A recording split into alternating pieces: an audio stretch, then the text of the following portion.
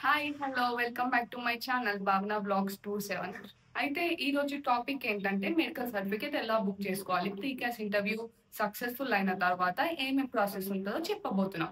Once మనకి pre క్యాస్ interview call అవ్వగానే ఒకవేళ మనం రిజెక్ట్ అవ్వకుండా కరెక్ట్ ఆన్సర్స్ చెప్తే మనకి సక్సెస్‌ఫుల్లీ కంప్లీటెడ్ అని చెప్పేసి ఒక మెయిల్ వస్తది. ఆ మెయిల్‌లో మనకి కొన్ని డీటెయిల్స్ ఫిల్ చేయమని అడుగుతారు. ఎలా అంటే full name, date of birth, ఇంకా మెడికల్ సర్టిఫికేట్, ఇంకా ట్రాన్స్‌క్రిప్ట్స్ ఇవన్నీ ఆహ్, ఫిల్ చేస్తే మనకి క్యాష్ ఒస్తది. అయితే ట్రాన్స్‌క్రిప్ట్స్ ముందే తీసి పెట్టుకోవాలి కాలేజ్‌లో. మెడికల్ సర్టిఫికేట్ ఎలా బుక్ చేసుకోవాలి? అది అపాయింట్‌మెంట్ తీసుకోవాలి ఫస్ట్ మనకి. హైదరాబాద్‌లో కొన్ని ప్లేసెస్ దగ్గర ఉంటది. లైక్ కొండాపూర్, బంజారా హిల్స్ ఇలాంటి ప్లేసెస్‌లో ఉంటది. వెబ్‌సైట్‌కెళ్ళి ఎళ్లి బుక్ చేసుకోవాలి. అది ఎలా బుక్ చేసుకోవాలో గూడా నేను ఇక్కడ చూపిస్తా. గూగుల్ ఓపెన్ చేయగానే సీఎంఎం హైదరాబాద్ అని టైప్ చేయాలి. క్లిక్ చేశాక ఫస్ట్ లింక్ ఓపెన్ చేయాలి. కిందకి స్క్రోల్ చేస్తే మేక్ అన్ అపాయింట్మెంట్ అని ఉంటుంది.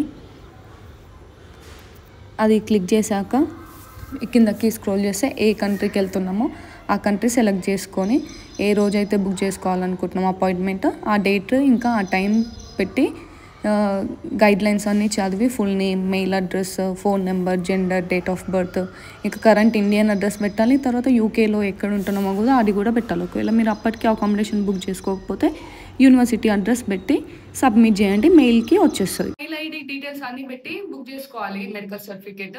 అక్కడికి ఏమేం డాక్యుమెంట్స్ తీసుకెళ్ళాలి? అయితే 2 passport size photos with white background ఉండాలి. ఇంకా మన పాస్‌పోర్ట్ జిరాక్స్‌లు 2 ఒరిజినల్ గూడా తీసుకెళ్ళాలి. ఆధార్ కార్డ్ జిరాక్స్‌లు 2 ఒరిజినల్ గూడా తీసుకెళ్ళాలి. Passport size photos with white background 2 తీసుకెళ్ళాలి. ఇంకా 2200 కాస్ట్ అయితది. అది క్యాష్ తీసుకెళ్ళాలి. ఇవి అక్కడ తీసుకెళ్లాల్సిన డాక్యుమెంట్స్.